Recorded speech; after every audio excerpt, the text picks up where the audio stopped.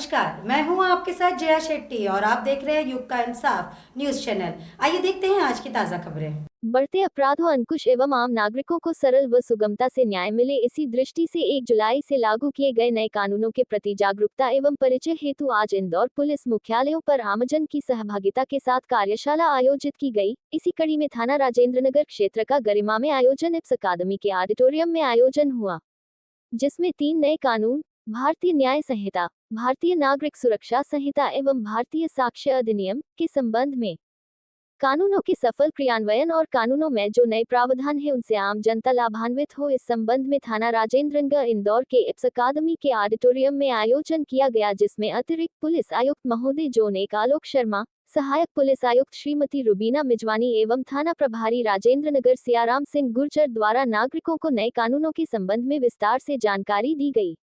कार्यक्रम में अधिकारी साहिबान द्वारा नए कानूनों को लेकर उपस्थित गणमान्यों के सवाल एवं शंका का समाधान भी किया गया। कार्यक्रम में क्षेत्रीय पार्षदगण ओपी आर्य, प्रशांत बडवे तथा थाना क्षेत्र के गणमान्य व्यक्ति व बड़ी संख्या में आमजन शामिल हुए। ब्यूरो रिपोर्ट प्रकाश महावर कोली, युग का इंसाफ, इंदौर। सीखें और उनको सुरक्षित महसूस वहां पर हो। देखिए हमारी जो कुछ महत्वपूर्ण गतिविधियां हैं, आगे चलें। अब कानून बच्चों एवं महिलाओं के लिए अधिक हितैषी है। आपको बताया ना कि बच्चे और महिलाएं इन दोनों को थाने आने के लिए ना तो एफआईआर की ना बयान की आवश्यकता नहीं है, वो उनके घर पे जाके की जाएगी। आगे बढ़ो। ये 3 कानून है। भारतीय दंड संहिता 1860 की थी, अब उसको भारतीय न्याय संहिता 2023 कर दिया है। दंड प्रक्रिया संहिता 1973 की थी, उसको भारतीय नागरिक सुरक्षा संहिता 2023 कर दिया गया है। और भारतीय साक्ष्य अधिनियम में कुछ चेंज करके कुछ महत्वपूर्ण बिंदुओं पर उन्होंने उसको उजागर करते हुए उसको भारतीय साक्ष्य अधिनियम 2023 कर दिया गया है। इन लैंगिक अपराध में महिला पुलिस की लिखी रिपोर्ट पहले से भी था, अब इसको और मजबूती से कर दिया गया है।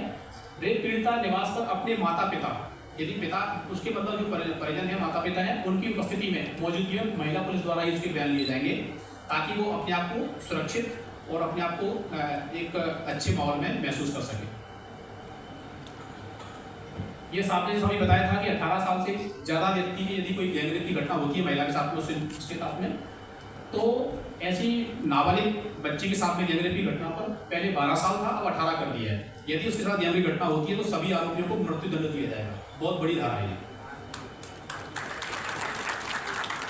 कि एफआईआर का प्रावधान किया गया है। आप अपने घर बैठे हुए मोबाइल से, लैपटॉप से भी एफआईआर के माध्यम से अपनी एफआईआर दर्ज करा सकते हैं। इनकी संख्या बताने की दीदी कहीं वो अपने बयान से पलट तो नहीं जाएगा, तो दूसरी समझा रही है कि डरने की बात नहीं है, पुलिस बयान की वीडियो रिकॉर्डिंग करती है। तो ये अच्छी बात है कि आप भी किसी तरह इसको फैलाएं कि अब आपको डरने की जरूरत नहीं है, आपके बयान की एक ऑथेंटिक रिकॉर्ड किया गया है, उसको भी पलट नहीं सकता है। कोर्ट में मेरा बयान दर्ज होना है, लेकिन मुझे डर लग रहा है। डरो मत, तुम्हारा बयान महिला मजिस्ट्रेट लिखेंगी और बयान इलेक्ट्रॉनिक माध्यम द्वारा भी दिया जा सकता है। तो सारी सुविधाएं जो महिला को दे सकती हैं, तो सारी इसमें दी गई हैं। ऐसी मेरी उम्मीद है। धन्यवाद। एक ऐसी व्यवस्था जो बहुत प्रभावशाली व्यवस्था है और जिसमें ऑडियो विजुअल के साथ साथ टेक्नोलॉजी को हमने हर जगह यूज करा। ये आप ज़्यादा से ज़्यादा लोगों में ये मैसेज को प्रसारित करिए, बताएं। मैं चाहता हूँ कि आप सब लोग इसके फ़ायदे बताएं। नवीन जो हमारे यहाँ लॉज हैं उनके कई सारे फ़ायदे जो आम जनता को होने वाले, साथ ही साथ में हम लोग काफ़ी सारी ऐसी चीज़ें हैं जिनको पुलिस जो है, जैसे एक गिरफ्तारी की सूचना देने वाला आई गया हमारे में, कोई भी गिरफ्तार होता है उसके परिजनों को गिरफ्तारी की सूचना देना अनिवार्य है। साथ ही साथ में एक गिरफ्तारी पूरे थाने के लिए एक नोडल अधिकारी नियुक्त कर दिया गया है जो गिरफ्तारी की सूचना रखेगा। कंट्रोल रूम पर भी सारी थाने की अरेस्ट की सूचना जो है वो संकलित करी जाएगी। अंग्रेजों को अपनी सत्ता बचाने के लिए हर तरह के विरोध को कुचलना था। रॉलेट एक्ट जैसे काला कानून लागू थे, हर चीज पर एब्सोल्यूट कंट्रोल किया जा सकता था। आप समझ रहे हैं ना? वो साम्राज्य जो ब्रिटिश साम्राज्य था, इसमें कहा जाता था कि उसका सूरज कभी ढलता नहीं, उसको अपने साम्राज्य को बचाने के लिए कुछ कानून बनाने पड़े, जो हमारे यहाँ 1861 में इंडियन पेनल कोड, भारतीय दंड विधान, जिसमें दंड का बड़े स्ट्रिक्ट प्रोविजंस थे। और कोई हमारे प्रशांत जी पार्षद है। मेरा तो मतलब शासन तक एक संदेश पहुंचाने का था कि जो दुर्घटना में भग जाने वाली बात साहब ने जैसे कही थी, तो अपने यहाँ बहुत फास्ट रोड बन रहे हैं देश के अंदर, और उसके अंदर क्या होता है, बहुत सारे गांव होते हैं। अब ऐसी स्थिति होती है कि डिवाइडर होने से शॉर्टकट में आदमी अधिकतर जाता है, और उसमें अगर सामने वाला फास्ट रोड होने के कारण आ रहा है और सामने कोई आता है तो वो ब्रेक मारेगा तो खुद मर जाएगा, और उसको अगर मारेगा तो उस पर केस लग जाएगा।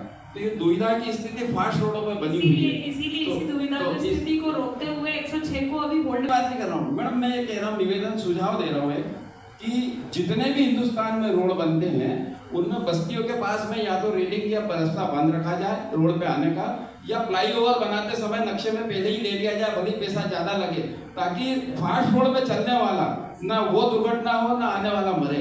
इसके लिए साहब से मेरा विशेष निवेदन है कि आपकी जब भी हाई लेवल पे मीटिंग होती है तो रोड बनाने के समय में, और एक दूसरा सुझाव था कि आप वहाँ से हटाया गया है। कई ऐसी शिकायतें कई बार पब्लिक को रहती थी कि हमारी FIR नहीं लिखी जा रही, या एक पक्ष की भी लिख ली, मेरी नहीं लिखी, या उसने मेरे ऊपर झूठी FIR लिखी। यदि पुलिस को अब कहीं भी संशय होता है, पहले हमारे पास ये कानून में था कि जो आदमी आया है उसने जो बोला है वो एज इट इज हमको FIR लिखनी रहेगी, ये हमारे लिए नियम था।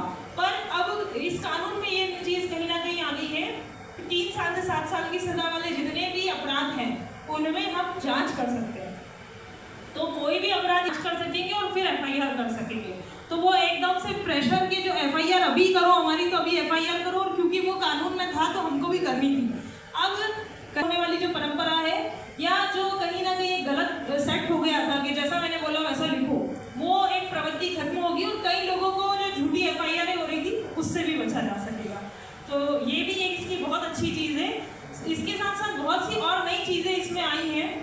संगठित अपराध, जैसे कि यदि कोई चोर था तो वो एक छोटी सी उसकी सजा होती थी, उसमें निकल जाया करता था। अब संगठित अपराध में उसको कि उसने पहले भी किया, उसके पहले भी किया, उसके साथ भी मिलकर किया, तो उसको एक नया संगठित अपराध का रूप दिया गया और उसको बहुत कठोर बनाया गया।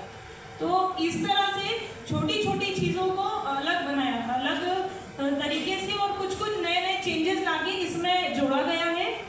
इसमें समाज सेवा जैसी एक अलग, सामुदायिक सेवा जैसी एक नई सजा को 6 अपराधों के लिए जोड़ा गया है। सामुदायिक सेवा जो पहले परिकल्पना में था कि आदमी ने अपराध करना सिर्फ जेल ही उसके लिए सजा ना हो, समुदाय की किसी भी प्रकार से सेवा करना भी उसकी एक सजा के रूप में यहाँ नया एक सजा का प्रकार उभर के आया है। तो वो भी अभी हमको इस कानून के तहत मिलेगा। और भी जो चेंजेस हैं वो आप समय समय के साथ इसको देख पाएंगे। यही एक स्लाइड रहेगी, हम उसमें भी इसको देख पाएंगे। यदि